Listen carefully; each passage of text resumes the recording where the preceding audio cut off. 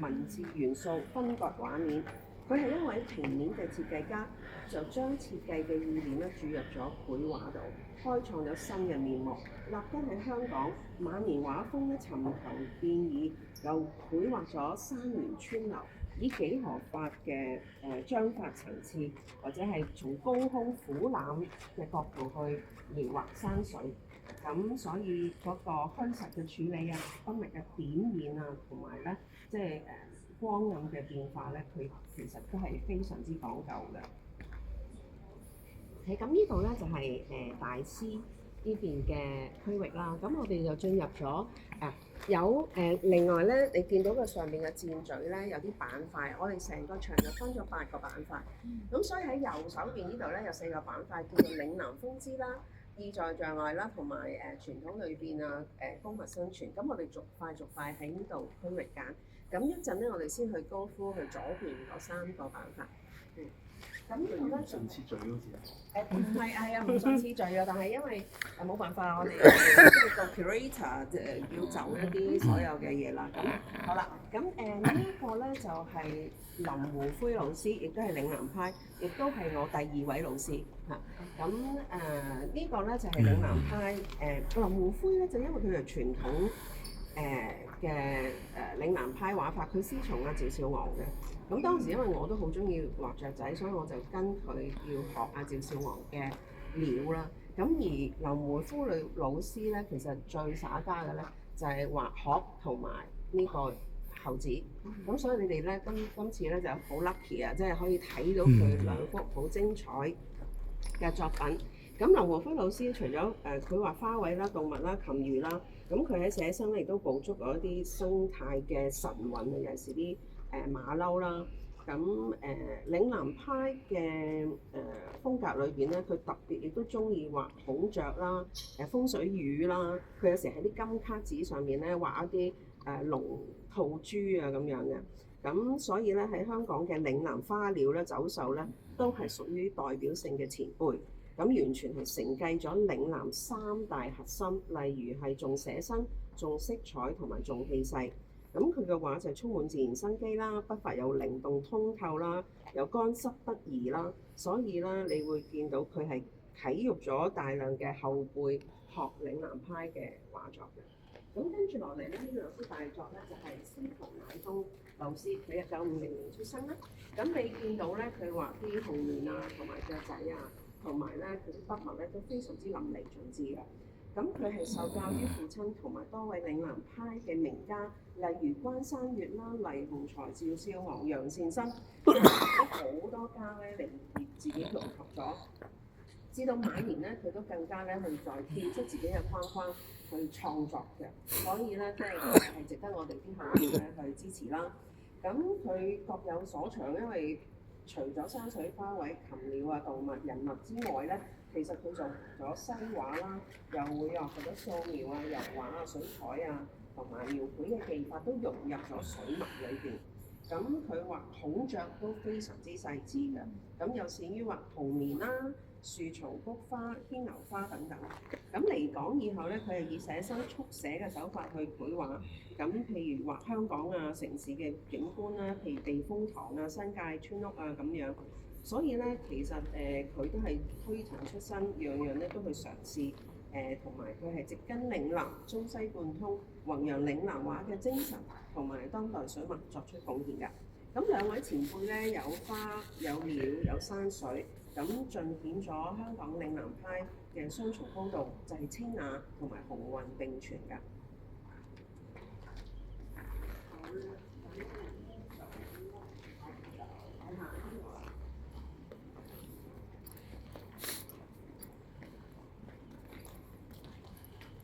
呢個咧就係講緊靳埭強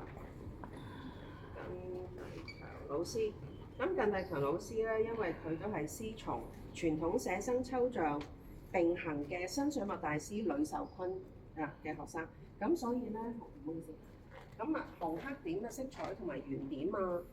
括弧啊方塊亦都反映咗呂壽琨禪畫嘅風格。你睇下佢都係有紅點啊咁樣。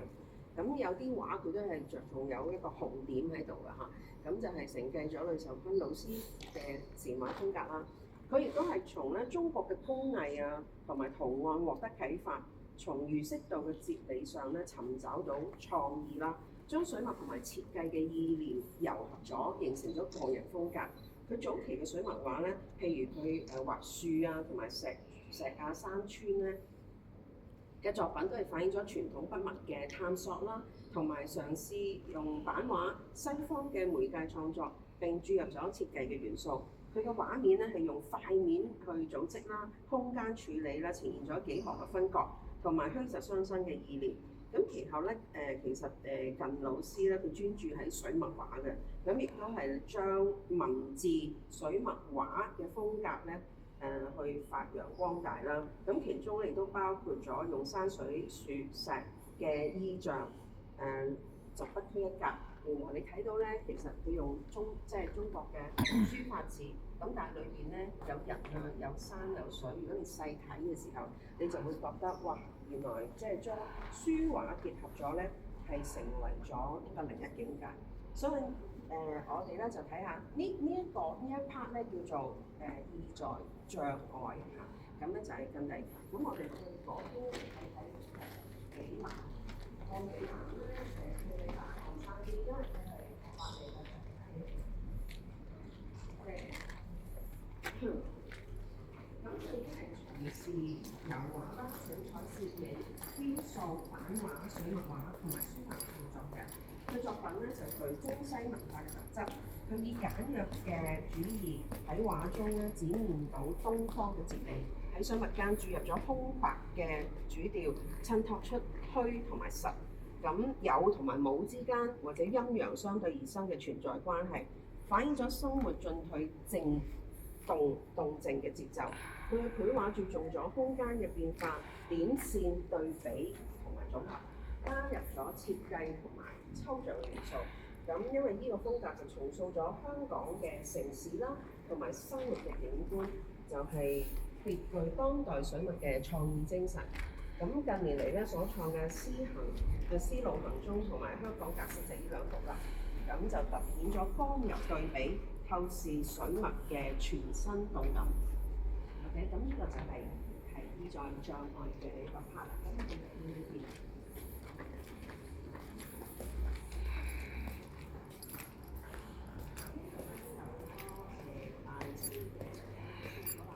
呢個就中國宣傳咧叫做石家豪。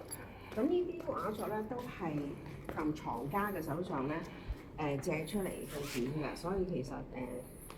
都已經俾啲藏家收藏咗。咁佢擅於咧就係水墨畫啦、鉛筆畫啦，尤其咧係繪畫呢個城市人物、明星等人嘅，咁譬如身份啊、時空轉換嘅一個題目。咁以中國工筆重彩技巧結合咗漫畫表現形式嚇，你睇呢啲都好得意嘅佢嘅畫作。咁就迷離人際關係同埋城市景象嘅場景，你睇下呢個佢係雙子塔，但係咧就畫咗人喺度嚇，就 mix and match。咁譬如佢又會探討下同性啊、雙性戀啊、明星啊、文學家同埋例如周潤發啊、張國榮啊、張曼玉、張愛玲喺唔同嘅氣氛、場景或者係劇本裏邊咧造型嘅角色。咁有時佢就會用一啲諷刺嘅意味，發人心醒嘅。同時亦都會令人會心微笑，我見到你都係微笑緊係咪啊？即係覺得好得意係嘛？咁佢嘅筆墨嘅細膩啦，設計咧亦都係好明麗嘅，題材都係非常之獨特，極具創意，同埋咧啟迪咗年青一代從事當代水墨藝術嘅新路向。咁另外咧，我哋就睇下呢一位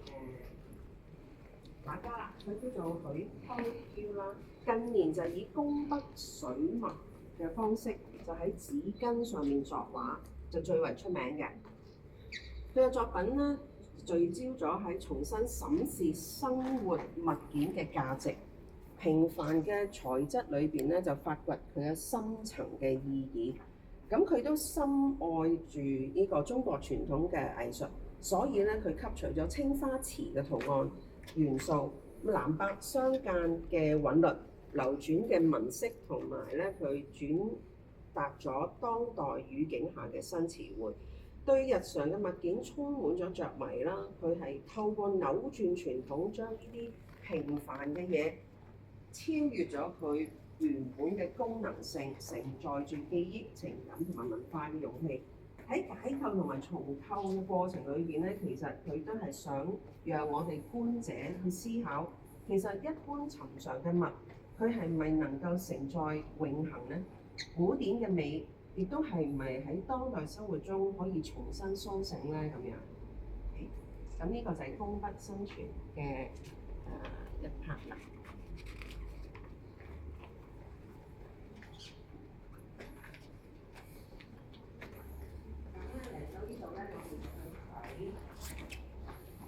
傳統裏邊，我哋先睇啲陳嘅片先。佢先經歷代傳統山水係咁佢決於喺數畫嘅蓬勃氣勢啦，明清文人嘅畫呢個清人嘅格調，專注追求佢個人內心嘅感悟同埋意外嘅意境。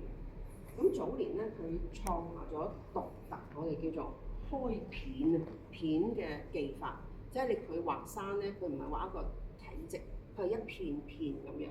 咁仲係好通透咁樣畫到好似有啲水晶球啊咁樣嘅技法。咁佢捨棄咗傳統嘅皴擦方式，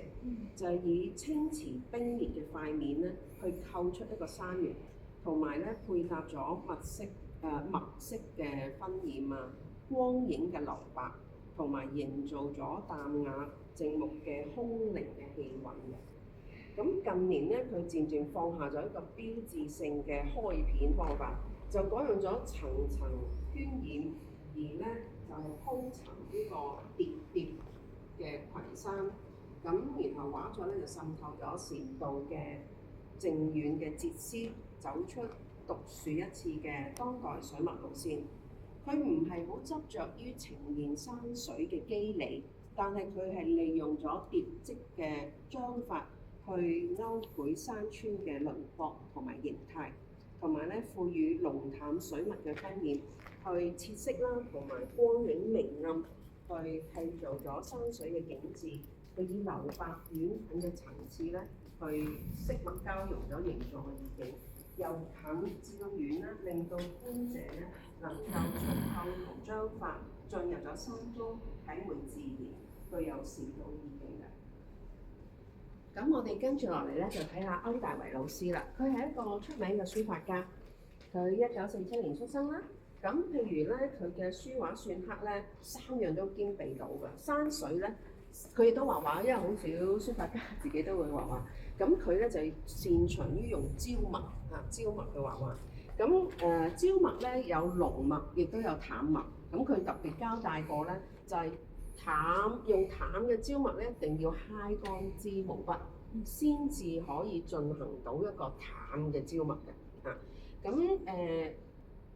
因為其實人人都係好中意睇有顏色嘅嘢咁所以咧一個書法家第一佢跳出咗佢自己即係寫書法，但係佢去畫畫，而佢亦都好有膽量咧，去將呢啲焦墨同埋佢嘅書法咧混合咗喺呢一個山水畫上邊，咁都係有個膽量喺度先可以做到。咁最大膽咧就係你睇下嗰幅畫啦，一葉輕舟。其實個主角個畫眼就正正喺幅畫嘅上半 part， 咁但係佢嘅大量嘅留白咧，證明咗咧呢個書法家係非常之有膽識，佢居然有咁大嘅心意啊！即係我哋講咧，留白咧係喺我哋嘅中國畫裏邊咧係非常之重要嘅所以佢能夠將一幅畫咁樣去展現咧。佢裏邊係一個心意喺度，咁你當一個觀者去睇一個咁大嘅留白嘅時候咧，正正係俾你去思考裏邊嘅含義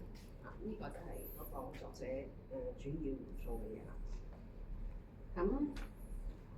嗱，咁呢度咧，即係傳統裏邊咧，好多都係有書法功底啦，譬如有篆刻啊、書畫啊、龍墨啊，同埋椒墨去做嘅作品啊。咁我哋跟住落嚟就過左邊嗰邊咯喎，好嘛？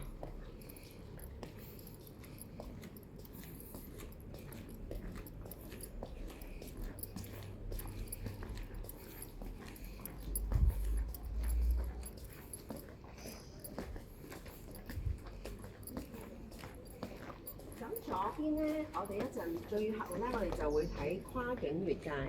跟住咧，我哋而家咧就可以去睇人民風景。人民風景裏邊咧就包括有益恒老師啦、黃秋彤啊、黃孝葵老師啊、沈平老師、太歲芬、林天恒、周俊同埋馮永基、高幸娟。咁因為太多人，我哋只可以揀兩位大師去介紹俾你哋啦。咁亦都係我可能會比較熟悉啲嘅。咁呢個咧都係技藝雙修，呢個咧就會重磅會同你哋講多一兩位嘅原因咧，就係喺裏邊呢一個範疇嘅畫家咧，第一楊國芬就係我哋呢個畫展嘅統籌啦。咁而譬如康雁平啊、沈婉華咧，同埋葉少強咧，就係呢一個 committee 去籌辦呢一個展覽嘅畫家。所以我會特別咧偏心啲去介紹下佢哋嘅畫作比較深入啲，或者會詳細啲。OK， 咁我哋而家過嚟。好啦，呢一區咧文陽嘅風景啦。咁我哋首先咧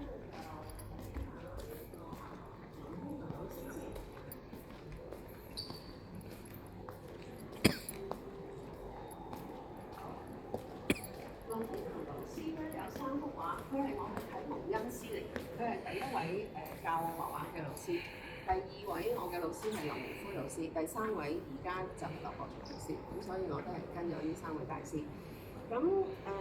林天恒老師咧，其實佢而家咧就係中國美術家協會香港會員分會嘅主席啦，亦都係我嘅啟蒙恩師，帶嚟咗3幅巨型嘅畫作喺成場裏邊，佢嘅畫作都算係比例比較大啲啦。其中海的故事同埋明珠換彩都係近年嘅新作，因為其實咧佢以前咧我跟佢學嘅時候咧係學畫荷花嘅嚇。佢嘅出名之處以前係一個重彩水墨畫荷花，水墨荷花嘅。咁佢話咧海嘅故事咧，其實就係描繪咗香港嘅碼頭。香港如同碼頭匯聚咗世界各地嘅人啦，以傳統水墨同埋現代抽象嘅風格去結合咗呢個方式，注釋咗香港繁榮昌盛嘅一面。咁數十年咧，走遍咗香港嘅山海，以水墨捕捉咗香港4季嘅地貌、維港嘅天光同埋咧海霧嘅氣息。咁所以得色咧就係通透明亮，滿載本土自然嘅風土同埋城市日常人民嘅情懷啦。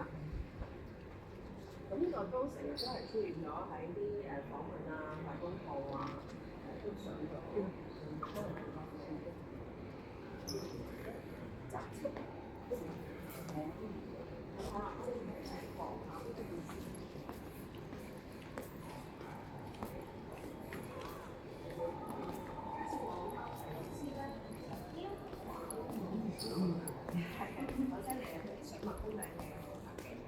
咁其實呢幅畫咧係講有少少嘅歷史㗎。呢個代表作咧叫做《破邊洲二號》，係啊，咁係將香港本土嘅地景同埋咧口述嘅歷史啦、家國情懷咧係深度融合咗嘅。咁畫作嘅靈感係嚟自1279年崖山嘅海戰。南宋嘅宋帝咧，佢曾經駐紮咗喺香港近6年啦。行軍途中咧係會必然經過呢個破邊洲獨特嘅六角岩石。咁黃孝葵就將呢一片海岸嘅岩石嘅奇觀咧，就係視作為崖山嘅終滅嘅紀念碑。係啊，咁南宋滅亡之後咧，香港咧嘅居民就冇屈服過啦。咁就於宋帝曾經居留喺地